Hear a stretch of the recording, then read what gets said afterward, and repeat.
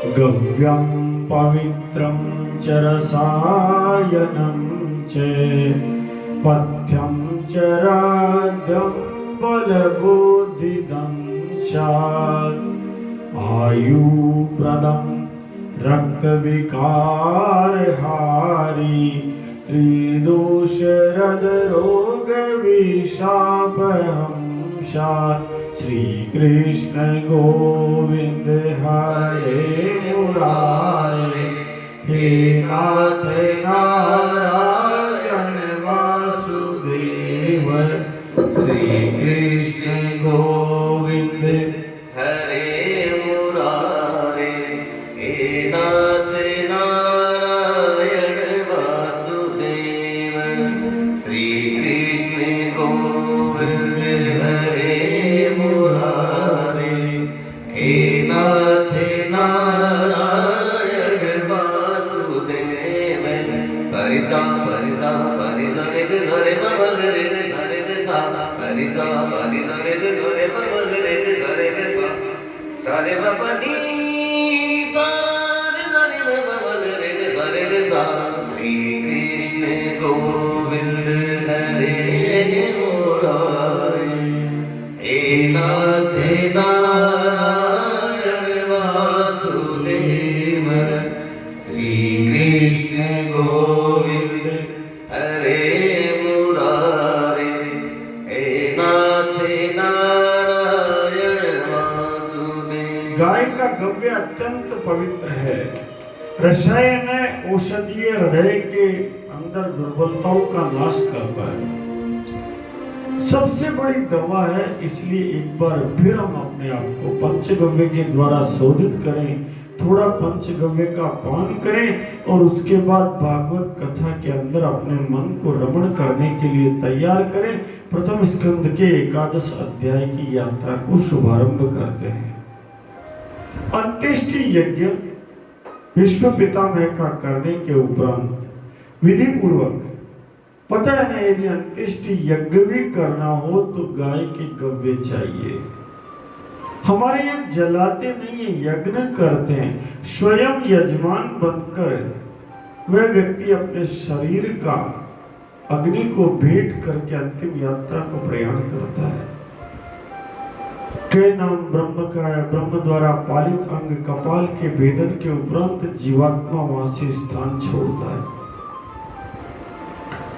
इसलिए उस भूमि का गोबर से लेपन करते हैं, क्योंकि भूमि का शोधन करने का सबसे बड़ा साधन गाय के गोबर से लेपन करना होता है।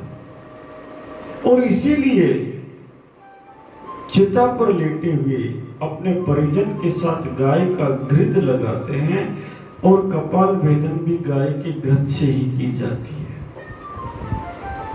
कुछ समय 10-20 साल डिब्बा बंद घी लगने लग गया, गोबर से लेपन बंद हो गया।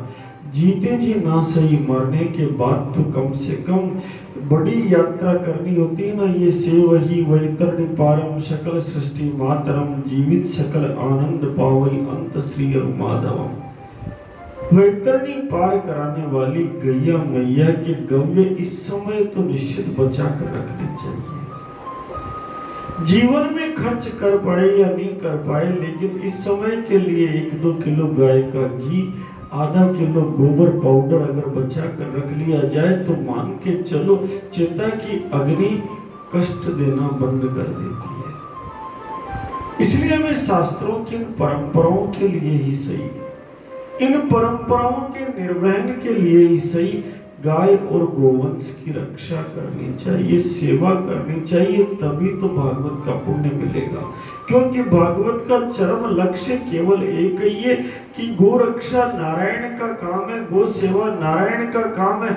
नारायण गाय को बचाने के लिए कालिया नाग का दमन करते हैं, नारायण गाय को चराने के लिए पूंछ पकड़कर बचपन में चल जाते हैं, साथ साथ चले जाते हैं। और नारायण हर गोपी के घर जाकर माखन और मिश्री का भोग लगाते हैं। मानो कहना चाहते हो गाय के गव्य भगवान को पसंदीदा पदार्थ है। प्रसाद की सबसे अच्छी चीज है माखन। इसलिए कान्हा को जो पसंद है अगर वो हमने अपना लिया तो हमारी भागवत हो गई। नितुट गौ भागवत कर लो गौ को ध्यान, गौ तुलसी श्री भागवत जानो एक समान। आज उनका अंत्येष्टि यज्ञ करते और अंत्येष्टि यज्ञ करके भगवान कृष्ण के साथ युधिष्ठिर हस्तिनापुर को चले आते और वहां आकर अपने चाचा धृतराष्ट्र को और उनकी धर्मपत्नी भगवती गांधारी च तपस्विनी, उस तपस्विनी गांधारी दोनों को धैर्य बंधाते हैं और कहते हैं ये तो होनी का प्रभाव था जो हुआ है। और उसके बाद भगवान श्री कृष्ण की आज्ञा से धर्म के अनुसार शासन को चलाने का कार्य प्रारंभ करते हैं। सोनकादिक ऋषि प्रश्न करते हैं कि सुनो तो सही सुन जी महाराज, इतना बता दो कि पैतृक संपत्ति हड़प जाने के इच्छुक आतताई परिजनों का,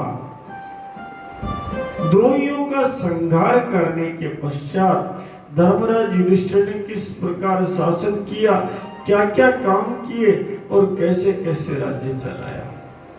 वो कहने लगे कि सुनो, विष्णु पितामह के द्वारा जो ज्ञान दिया गया था उससे उनके हृदय में धर्म के अनुसार राज्य चलाने की प्रेरणा जागृत हो गई, विज्ञान का उदय हुआ और भ्रांतियां मिट गई।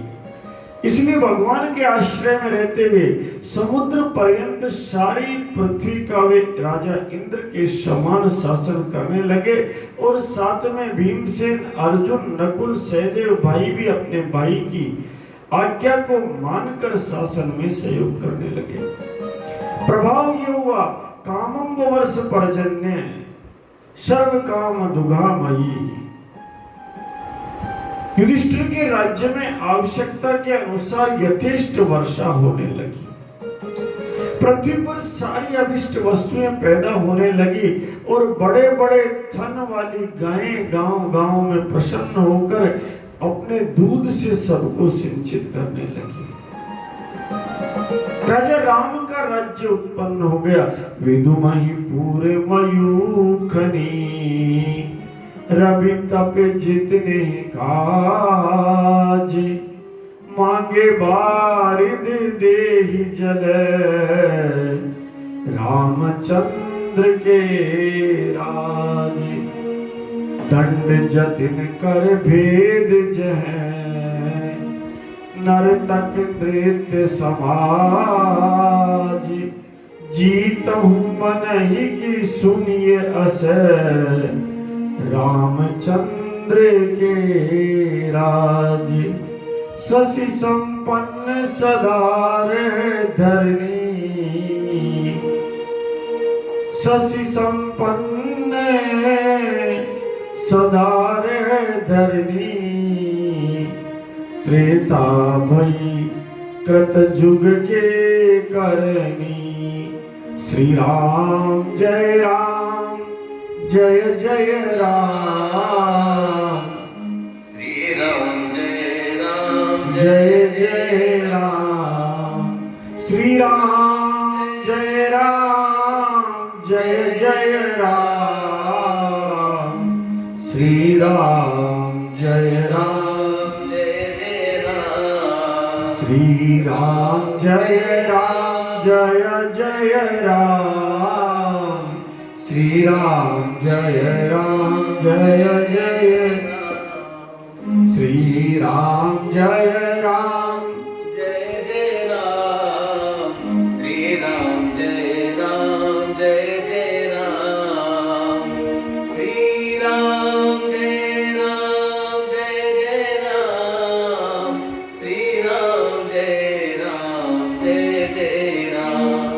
श्री राम जय राम जय जय राम। श्री राम जय राम जय जय राम। श्री राम जय राम जय जय राम। श्री राम जय राम जय जय राम। श्री राम जय राम जय जय राम। श्री राम जय राम जय जय राम। श्री राम जय राम जय जय राम। श्री राम जय राम जय जय राम। श्री श्री राम जय राम जय जय राम, श्री राम जय राम जय जय राम, श्री राम जय राम जय जय राम, श्री राम जय राम जय जय राम, श्री राम जय राम जय जय राम, श्री राम जय राम जय जय राम, श्री राम जय राम जय जय राम, श्री राम जय राम जय जय राम, श्री राम जय राम जय जय राम, श्री राम जय राम जय जय राम, श्री राम जय राम जय जय कामं वर्ष पर्जन्य सर्व काम दुगामही। अद्भुत वातावरण पैदा हो गया। जैसे मर्यादा पुरुषोत्तम श्री राम के राज्य में चंद्रमा में उतनी ही शीतलता थी जितनी आवश्यक थी विदुमही पूर्व मयू खनी। रवि तपे जितनी काज सूर्य में उतनी गर्मी थी जितनी आवश्यकता होती थी। मांगे बारिद देहि जल रामचंद्र के राज, जब जब आवश्यकता होती थी तब तब बरसात होती थी। ये राजा रामचंद्र का रास्ता। दंड जतिन कर भेद जय नर्तक नृत्य समाज। दंड केवल यदि योगियों के हाथ में मिलता था और वेद की चर्चा केवल नृत्य गान में होती थी। दंड जतिन कर भेद जय नर्तक नृत्य समाज, जीतो मन ही की सुनिए अस रामचंद्र के राज। राजा रामचंद्र के राज्य में केवल मन को जीतने के लिए युद्ध हुआ करते थे, बाकी कोई युद्ध शेष नहीं था। ऐसा ही अद्भुत राज्य युधिष्ठिर का हो गया। नदियां, समुद्र, वनस्पति, लताएं, औषधियां सब अपनी अपनी ऋतु के अनुसार यथेष्ट रूप से राजा युधिष्ठिर के राज्य में प्राणी मात्र को अपनी भेंट देने लगी। सभी के आदि दैविक, आदि भौतिक और आत्मिक क्लेश समाप्त हो गए। इस प्रकार का सुंदर राज्य स्थापित करने के उपरांत भगवान श्री कृष्ण कई महीनों तक हस्तिनापुर में रहे। उसके बाद उन्होंने महाराजा युधिष्ठिर से कहा कि अब मुझे द्वारिका जाना है, अनुमति दीजिए। तब राजा युधिष्ठिर ने हृदय से लगाकर स्वीकृति दी और भगवान उनको प्रणाम करके रथारूढ़ हो गए। अनेक लोगों ने उनका आलिंगन किया, अनेक ने प्रणाम किया तो अनेक ने आशीर्वाद दिया। जो समान आयु के थे उन्होंने आलिंगन किया, जो छोटी उम्र वाले थे उन्होंने प्रणाम किया और जो बड़े थे उन्होंने आशीर्वाद दिया। सुभद्रा, धृतराष्ट्र, गांधारी, उत्तरा, द्रौपदी, कृपाचार्य, नकुल, सहदेव, भीष्मसेन आदि सब तो भगवान कृष्ण के जाने का समाचार सुनते ही लगभग अचेत से हो गए। विरह को सहन नहीं कर पा रहे थे। ऐसा लग रहा था सब कुछ छूट गया। भगवत भक्त सत्पुरुषों से भगवान का संसर्ग छूट रहा है। ये विचार से ही मन को डरा रहा था। भगवान को विदा करते समय सब रोना चाहते थे, लेकिन अपशकुन नहीं हो जाए इसलिए रोना नहीं चाहते थे।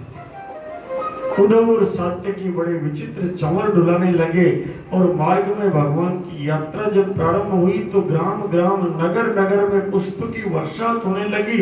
सब जगह स्वागत करने लगे। प्रत्येक ग्राम में लोग कहने लगे, स्त्रियां कहने लगी कि हे सखियों, ये पुरातन पुरुष है, ये साक्षात जगन नारायण है। जब सृष्टि नष्ट हो जाती है, उसके गुण नष्ट हो जाते हैं, उसके बावजूद ये तीनों गुण नहीं रहते हैं, सत्व, रजत और तम, तब भी ये नारायण विद्यमान है। ये कृष्ण वही साक्षात परब्रह्म है।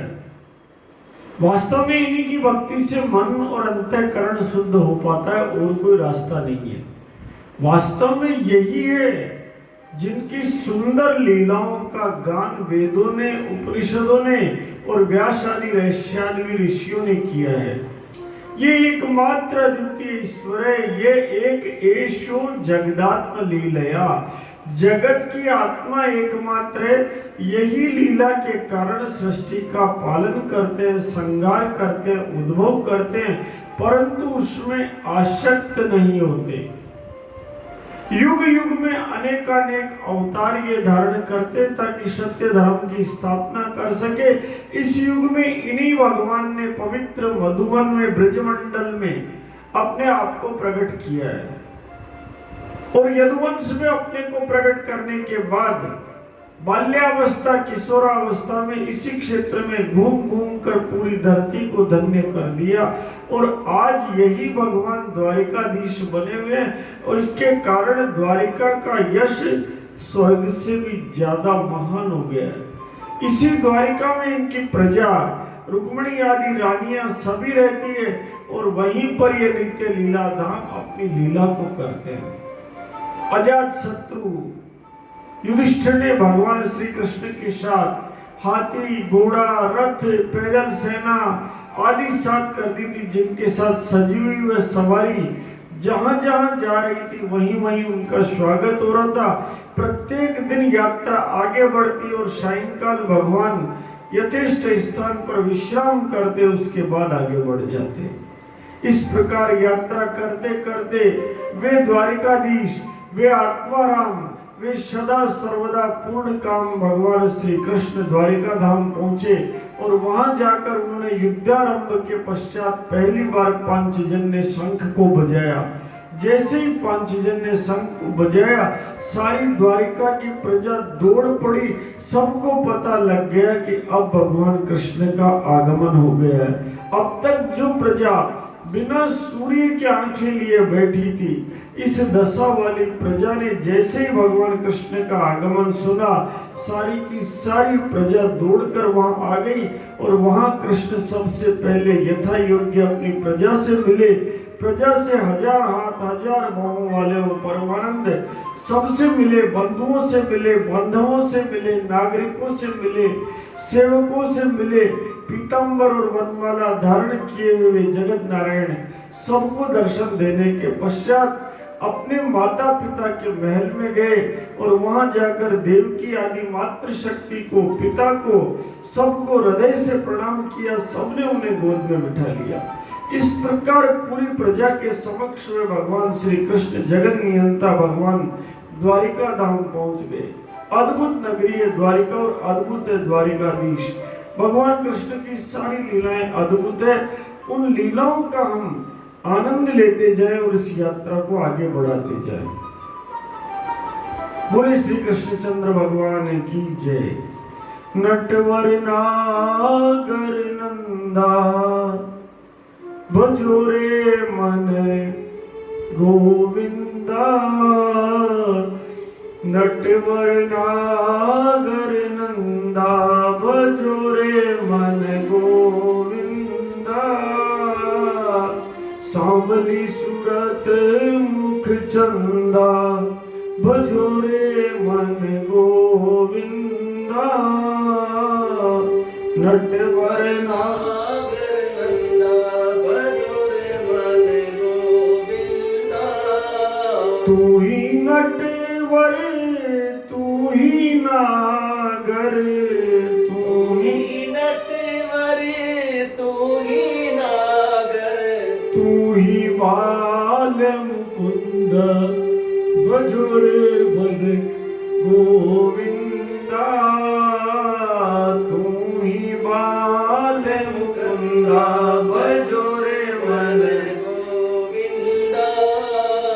सब देवन में कृष्ण बड़े हैं, सब देवन में कृष्ण बड़े हैं, कृष्ण बड़े हैं, कृष्ण बड़े हैं, कृष्ण बड़े हैं, कृष्ण बड़े हैं। सब देवन में कृष्ण बड़े हैं, जो तारा बिच चंदा भजो रे मन गोविंदा, नटवर नागर नंदा भजो रे मन गोविंदा। सब सखियन में राधे जी बड़ी है सब सखियन में, राधे जी बड़ी है जो नदियां बिच गंगा भजोरे मन गोविंदा, नटवर नागर नंदा भजोरे मन गोविंदा, ध्रुव तारे प्रहलाद उबारे, ध्रुव तारे प्रहलाद उबारे, नरसिंह रूप धरंता भजोरे मन गोविंदा, नरसिंह रूप धरंता भजोरे मन गोविंदा, नटवर नागर नंदा भजोरे मन गोविंदा, काली देह में नाग जुनाथो, काली देह में नाग जुनाथो, काली देह में नाग जुनाथो, काली देह में नाग जुनाथो, फण फण निरात करंता भजोरे मन गोविंदा, फण फण करत निरंता भजोरे मन गोविंदा, वृंदावन में रास रचायो, वृंदावन में रास रचायो, नाचत बाल मुकुंदा भजोरे मन गोविंदा, नाचत बाल मुकुंदा भजोरे मन गोविंदा, मीरा के प्रभु गिरधर नागर, मीरा के प्रभु गिरधर नागर, काटो यम का फंदा भजोरे मन गोविंदा, काटो यम का फंदा भजोरे मन गोविंदा, नटवर नागर नंदा भजोरे मन गोविंदा, नटवर नागर नंदा भजोरे मन गोविंदा।